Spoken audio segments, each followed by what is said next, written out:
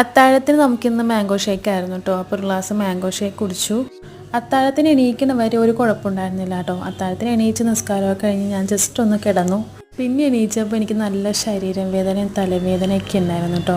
ചെറിയൊരു പനിൻ്റെ കോളായിരുന്നെന്ന് എനിക്കറിയില്ലായിരുന്നു. നല്ല തലവേദനയായിരുന്നു കേട്ടോ, ഭയങ്കര തലവേദനയായിരുന്നു, പനിക്കുന്നുണ്ടായിരുന്നു. ഇന്ന് നോമ്പ് ഞാനും ഉമ്മിച്ചും മാത്രമേ ഉള്ളൂ കേട്ടോ. കാക്കുന്ന നോമ്പ് തുറ ഉണ്ടായിരുന്നു.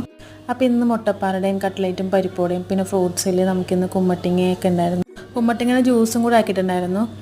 പനി ആയതുകൊണ്ട് വലിയ ടേസ്റ്റൊന്നും തോന്നിയില്ല കേട്ടോ. പിന്നെ എനിക്കൊരു പ്രത്യേകതയുണ്ട്, പനിയാണെങ്കിൽ എന്താണെങ്കിലും തണുത്ത വെള്ളം മസ്റ്റാണ് കേട്ടോ. ഞാൻ നല്ല ഐസിട്ട കുമ്മട്ടിങ്ങ ജ്യൂസ് തന്നെയാണ് കേട്ടോ കുടിച്ചത്. മുഖത്ത് നല്ല ക്ഷീണം ഉണ്ടായിരുന്നു കേട്ടോ. അപ്പോൾ ബിരിയാണി ആയിട്ടോ ഇന്ന് വാങ്ങിച്ചത്. ഇക്കാക്ക് നോമ്പ് തുറ ആയതുകൊണ്ട് ഞങ്ങൾക്ക് ബിരിയാണി വാങ്ങിച്ച് വരാമെന്ന് പറഞ്ഞിട്ടുണ്ടായിരുന്നു. അപ്പം ഞാൻ വളരെ സന്തോഷത്തിലായിരുന്നു. പക്ഷേ പനി പിടിച്ചുകൊണ്ട് എനിക്ക് വലുതായിട്ടൊന്നും കഴിക്കാൻ പറ്റില്ല കേട്ടോ. നല്ല അടിപൊളി ബീഫ് ബിരിയാണി ആയിരുന്നു കേട്ടോ. ബീഫ് ബിരിയാണി മട്ടാഞ്ചേരിയിൽ നിന്ന് വാങ്ങിച്ചാണേ. നല്ല അടിപൊളി ബിരിയാണി ആയിരുന്നു കേട്ടോ. പനിയായിട്ട് എനിക്കുള്ള ടേസ്റ്റ് തോന്നിയില്ല.